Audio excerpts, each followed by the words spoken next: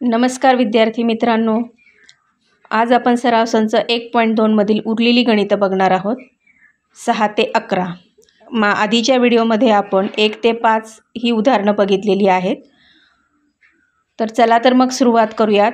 समरूपता इयत्ता 10वी सराव संच 1.2 मधली 6 पासूनची गणितं.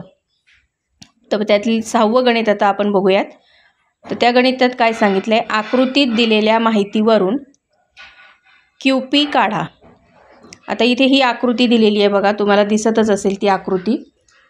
तर या आकृतीत त्यांनी काय माहिती दिलेली आहे आपल्याला. आता त्रिकोण कुठला आहे, तो आकृतीतला MNP हा त्रिकोण आहे. याचा दुभाजक कुठला आहे, NQ हा या त्रिकोणाचा दुभाजक आहे. त्यामध्ये त्यांनी आपल्याला MN ही MNची लांबी, या रेषाखंडाची लांबी 25 दिलेली आहे. NP या रेषाखंडाची लांबी 40 दिलेली आहे. MQची लांबी त्यांनी 14 दिलेली आहे आणि आपल्याला त्यांनी काढायला सांगितलं आहे QP. तर चला तर मग बघूयात आता या माहितीवरून आपण QP कसा काढायचा ते. हे बघा, आता उत्तर इथे. त्रिकोण MNP मध्ये NQ हा कोण Nचा कोण दुभाजक आहे. म्हणून कोण दुभाजकाच्या प्रमेयानुसार MQ छेद QP बरोबर MN छेद NP. आता त्याच्या किमती ज्या त्यांनी आपल्याला दिलेल्या आहेत त्या यामध्ये आता आपण लिहून घेणार आहोत.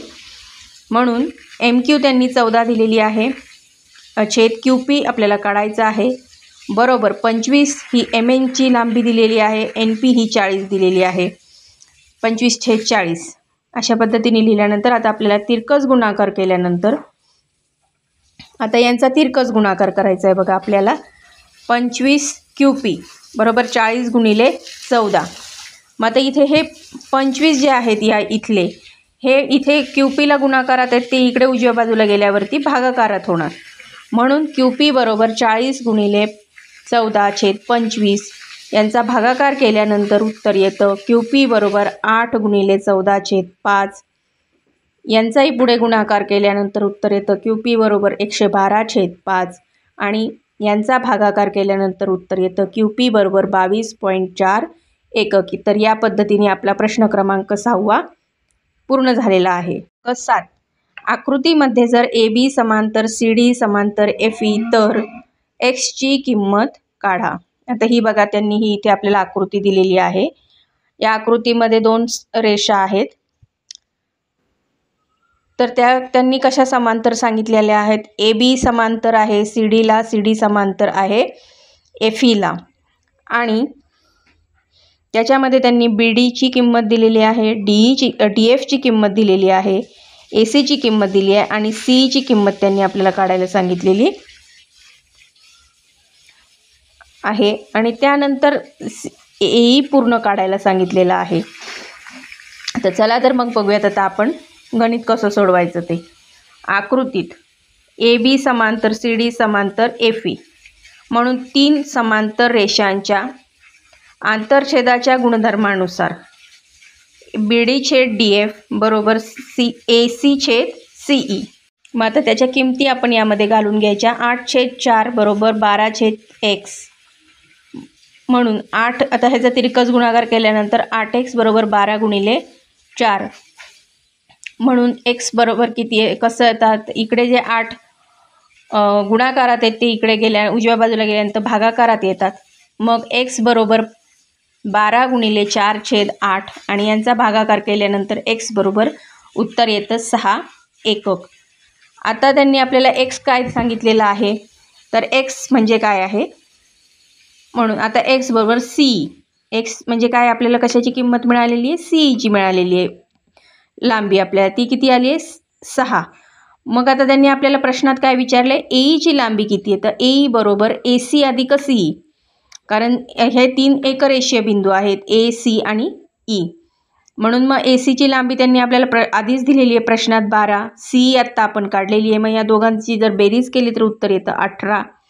म्हणून AE बरोबर 18 आणि CE बरोबर 6 एकक असं ह्या प्रश्नाचं उत्तर आहे. 7वा प्रश्न पूर्ण झाला. आपण 8वा प्रश्न बघणार आहोत. कोण LMN मध्ये किरण MT हा कोण LMNचा दुभाजक आहे. जर LM बरोबर 6, MN बरोबर 10, TN बरोबर 8 तर LT काढा. आता ही त्रिकोण आपल्याला हा एक त्रिकोण त्यांनी आकृती दिलेली आहे बघा, आपल्याला इथे समोर दिसतीये.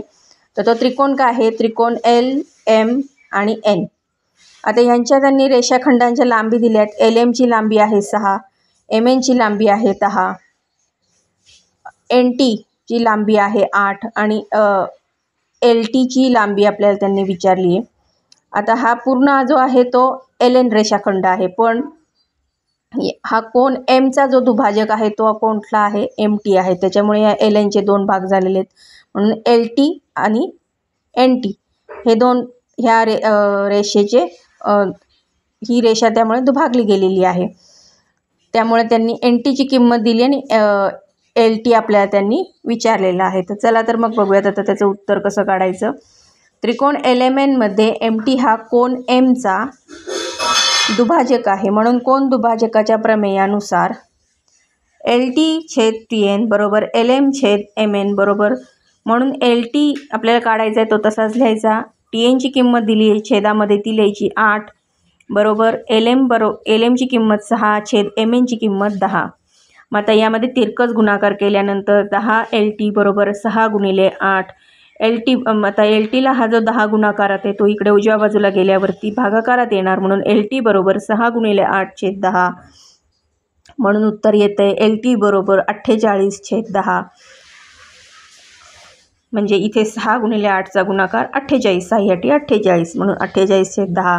आणि पुढे हे गणित सोडवल्यावरती भागाकार करून LT बरोबर 4.8 एकक अशा पद्धतीने LT ची किंमत आपल्याला येते 4.8. अशा पद्धतीने 8वा प्रश्न आपला सोडून झालेला आहे. चला तर विद्यार्थी मित्रांनो, आता आपण पुढचं गणित बघूया. पुढचा प्रश्न 9वा काय दिलाय ते बघूयात. त्रिकोण ABC मध्ये रेख BD हा कोण ABCचा दुभाजक आहे.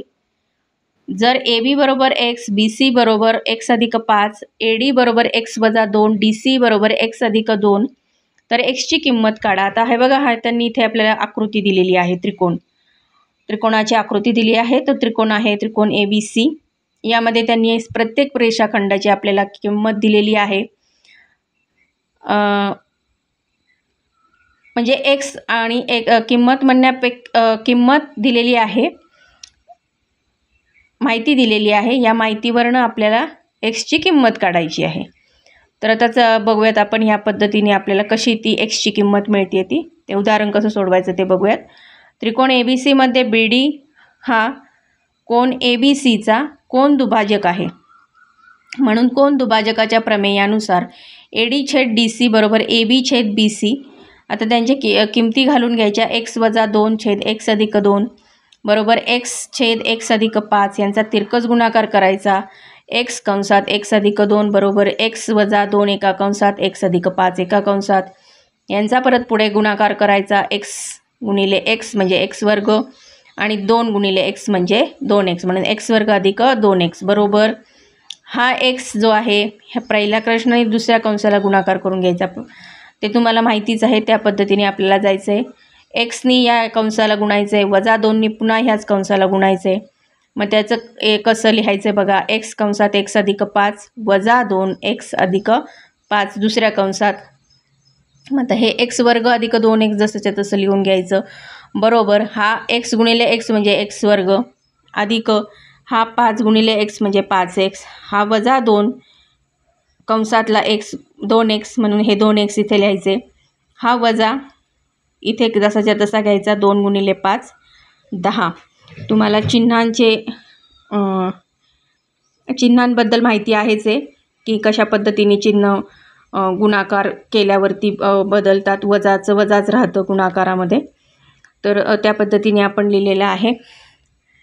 म्हणून 2x बरोबर 3x - 10 2x. मग आता हा 3x आणि 2x हे समान हे आहेत. त्याची डाव्या बाजूला जर घेतला आपण 3x तर 2x - 3x होणार, अधिक 3चं -3 होणार आणि ह्या 10 जो आहे तो जसाच्या तसा इथे राहणार. 2x मधून 3x मधून 2x गेले, -x राहतं, 1x राहतो. तो आपण 1 कधी लिहित नाही, नुसता x लिहितो, म्हणून -x बरोबर -10. आता ही दोन्ही चिन्ह जर काढून टाकली, कॅन्सल झाली, तर x बरोबर 10 एकक हे काय झालं या प्रश्नाचं उत्तर. तर अशा पद्धतीने 9वा प्रश्न आपण सोडवलेला आहे. विद्यार्थी मित्रांनो, आपण 10वा प्रश्न बघूयात. शेजारील आकृतीमध्ये त्रिकोणाच्या अंतर्भागात x हा एक कोणताही बिंदू आहे. बिंदू x हा त्रिकोणाच्या शिरोबिंदूशी जोडला आहे. तसेच रेख PQ समांतर रेख DE, रेख QR समांतर रेख EF, तर रेख PR समांतर रेख DF हे सिद्ध करण्यासाठी खालील चौकटी पूर्ण करा. बघा, एक त्रिकोण त्यांनी आपल्याला दिलेला आहे. या त्रिकोणामध्ये त्यांनी सांगितले x हा कोणताही बिंदू आहे. तर त्यांनी आपल्याला जी सिद्धता लिहायला सांगितलेली आहे चौकटी पूर्ण करून, ती आता आपण बघूयात. तर सिद्धता कशी लिहायची बघा. आता त्रिकोण XDE मध्ये PQ समांतर DE याचं कारण त्यांनी सांगितले. याचं कारण आहे पक्ष, कारण ते त्यांनी आपल्याला प्रश्नातच दिलेलं आहे. तर काय सांगितलं आहे, तर त्रिकोण कुठला XD आणि हा E, यामध्ये काय सांगितलं आहे, ही PQ समांतर DE सांगितलेली आहे. मग आता याच्यावरनं आपल्याला ह्या खालच्या चौकटी ज्या आहेत त्या पूर्ण करायच्या. त्या बघूयात आपण कशा पूर्ण करायच्या. तर म्हणून XP छेद DP बरोबर XQ छेद QE याचं विधान क्रमांक आहे 1 आणि याचं कारण आहे प्रमाणाचे मूलभूत प्रमेय. आता पुढचा त्रिकोण बघूयात आपण. त्रिकोण XEF मध्ये QR समांतर EF ह्याचंही कारण त्यांनी आपल्याला पक्ष दिलेला आहे. आता त्रिकोण कुठला XEF यामध्ये त्यांनी काय सांगितले आपल्याला, QR समांतर EF.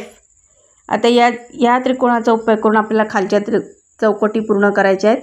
म्हणून XQ छेद QE बरोबर QR छेद RF आणि हे विधान आहे 2. याचं कारण आहे प्रमाणाचे मूलभूत प्रमेय. आता XP छेद DP बरोबर XR छेद RF विधान, याचं कारण विधान 1 आणि 2 वरून. म्हणून रेख PR समांतर रेख DF याचं कारण येतं प्रमाणाच्या मूलभूत प्रमेयाचा व्यत्यास. याप्रमाणे आपलं हे 10वं उदाहरण पूर्ण झालेलं. विद्यार्थी मित्रांनो, प्रश्न क्रमांक 11वा. त्रिकोण ABC मध्ये AB बरोबर AC, कोण B व कोण C चे दुभाजक बाजू AC व बाजू AB यांना अनुक्रमे बिंदू D व E मध्ये छेदतात. तर सिद्ध करा की रेख ED समांतर रेख BC. आता हा बघा, हा एक त्रिकोण त्यांनी आपल्याला दिलाय ABC. याच्यामध्ये बाजू AC ला कोण B चा दुभाजक BD मध्ये छेदतो. किरण BD हा बाजू AC ला बिंदू D मध्ये छेदतो आणि बाजू AB ला C चा कोण दुभाजक जो आहे CE तो E मध्ये छेदतो. तर त्यांनी आपल्याला विचारलेलं आहे की ED समांतर रेख BC हे तुम्ही सिद्ध करून दाखवा. तर आता बघूयात आपण ही सिद्धता कशी लिहायची. तर पक्ष त्यांनी इथे काय दिलेला आहे बघा. त्रिकोण ABC मध्ये BD व CE हे कोण दुभाजक आहेत, म्हणून AB बरोबर AC. आता हे बघा, त्यांनी इथं काय सांगितले, त्रिकोण ABC मध्ये BD आणि CE हे काय आहेत, कोण दुभाजक आहेत आणि म्हणून AB बरोबर AC ह्या दोन बाजू समान आहेत असं त्यांचं म्हणणं आहे. मग साध्य काय आहे, रेख ED समांतर रेख BC हे आपल्याला सिद्ध करायचे. आता बघूयात. तर एक AB बरोबर AC हे काय आहे, पक्षातच आपल्याला त्यांनी सांगितलेलं आहे. मग त्रिकोण ABC मध्ये BD कोण दुभाजक असताना, आता त्रिकोण काय त्यांनी सांगितलं आहे आपल्याला ABC, याच्यामध्ये BD हा कोण दुभाजक असताना, हा BD हा कोण दुभाजक असताना AD छेद DC बरोबर AB छेद BC ह्याचं कारण काय येतं, कोण दुभाजकाचे प्रमेय. आणि त्रिकोण त्रिकोण ABC मध्ये CE कोण दुभाजक असताना, आता हा त्रिकोण ABC मध्ये CE हा, आता CE जो आहे ना हा कोण दुभाजक आहे. हे असं असताना काय येतं, AE छेद EB बरोबर AC छेद CB हे काय आहे? कोन दुभाजकाचे प्रमेय हे याचं कारण आहे.